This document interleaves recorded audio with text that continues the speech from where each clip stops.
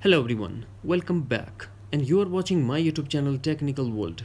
Today in this video I'm going to show you how to fix iPhone apps keep crashing after or before iOS update. So without wasting any time, let's get started, and before start please don't forget to subscribe. The first thing that we have to do, try the force restart. To force restart iPhone, quickly press and release volume up button, quickly press and release volume down button, and press side button until Apple logo appears. And if you're using old iPhone, then press home button and the power button at the same time until Apple logo appears. After the force restart, we go for solution number 2.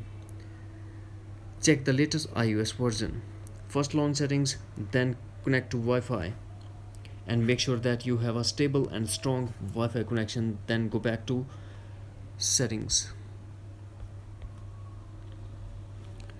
And tap on general and tap software update and update your iPhone if update is available.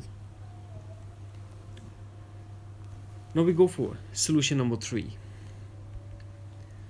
Check pending app updates. For that, tap and hold App Store and a menu will appear, and we have to tap on updates. Now we have to check the list if there is any update available for apps. If there is, then tap update all or update one by one.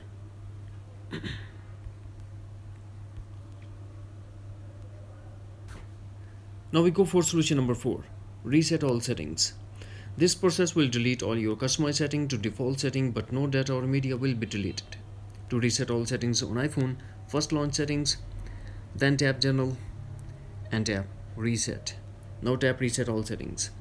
Put iPhone passcode and tap again reset all settings in pop-up window to confirm your action. After reset the all settings, we go for solution number 5. Uninstall and reinstall app that are crashing. For that, tap and hold the app are crashing. Now a menu will appear and we have to tap on remove app. After that, go back to App Store and re-download. That's it.